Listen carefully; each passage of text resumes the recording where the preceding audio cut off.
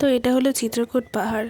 তো আজকে আমরা চিত্রকূট পাহাড়েরই চারিদিকটা ঘুরে দেখাবো তোমাদেরকে। এখানে একটা ভয়ানক জিনিস আছে, সেটার জন্য প্রস্তুত থেকো। আমরা সব জায়গায় ঘুরে বিকেলের মধ্যেই চলে এসেছিলাম চিত্রকূট পাহাড়ে। তো এখানে দেখতে পাচ্ছ চারিদিকে টিলার মধ্যে বা পাথরের মধ্যে, বড় বড় পাথরের মধ্যে বাবা মহেশ্বরের ছবি এবং সাপের ছবি চারিদিকেই ভর্তি। যেদিকেই তাকাবে সেদিকেই দেখবে বাবা মহেশ্বরের প্রতিচ্ছবি আঁকা রয়েছে। এরকম জিনিস আমি প্রথমবার দেখে খুবই অবাক হয়েছি। এরপরেই একটা ভয়ানক জিনিস আসতে চলেছে, সেটা তোমরা কল্পনাও করতে পারবে না। এই যে মন্দিরের পাশে তোমরা দেখতে পাচ্ছ একজন সাধু আর কয়েকটা লোক আগুন জ্বালিয়ে রয়েছে।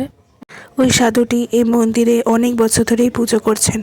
ওই সাধুটি এই মন্দিরের ব্যাপারে অনেক কিছুই জানেন। তোমরা দেখতে পাচ্ছ মন্দিরটা কতটাই সুন্দর আর কতটাই পরিষ্কার। সাদা ধপধপ করছে যে এই মন্দিরটার ভেতরে অনেকই রহস্য লুকিয়ে আছে।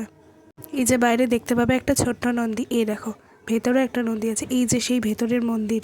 মন্দিরের ভেতর আমরা ঢুকে পড়েছি। মন্দিরের ভেতর ঢোকার পর থেকেই গা ছমছম করছিল। তোমরা ভালো করে দেখলে দেখতে পাবে এখানে বাবা মহেশ্বরের একটা বিগ্রহ রয়েছে। তোমরা আশা করি ভালো করেই বুঝতে পেরেছো যে সাপের ঘরের মধ্যে বাবা মহেশ্বরের বিগ্রহ ফুটে উঠেছে। আমাদের এসব দেখার পর অনেকই গা ছমছম করছিল। তারপর আমরা প্রণাম করে বেরিয়ে যাই, আর বাইরে বেরিয়ে দেখি টিলার মধ্যে বাবা মহেশ্বরের আঁকা প্রতিচ্ছবি চারিদিকে রয়েছে। তারপরে দেখি উপরে যাওয়ারও জায়গা রয়েছে। এবার উপরে গিয়ে তোমাদের বাকিটা দেখাচ্ছি। তোমরা দেখতে থাকো উপরে কি কি রয়েছে। উপরের দৃশ্যটা আরো সুন্দর দেখতে। এখানে যেদিকেই তাকাচ্ছি সেদিকেই মনে হচ্ছে অনেক সুন্দর। আমরা টিলা পেরিয়ে উপরে উঠে দেখছি কতটাই না সুন্দর। এখানে অনেক লোক এসেছিল, কিন্তু সন্ধ্যে হয়ে যেতেই সবাই চলে যাচ্ছে আস্তে আস্তে।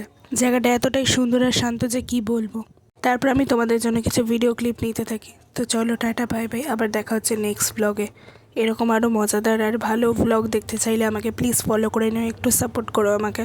তোমাদের একটা লাইক আর সাবস্ক্রাইব আমার মুখে হাসি ফুটিয়ে তুলবে। দয়া করে একটা লাইক আর সাবস্ক্রাইব করে দাও।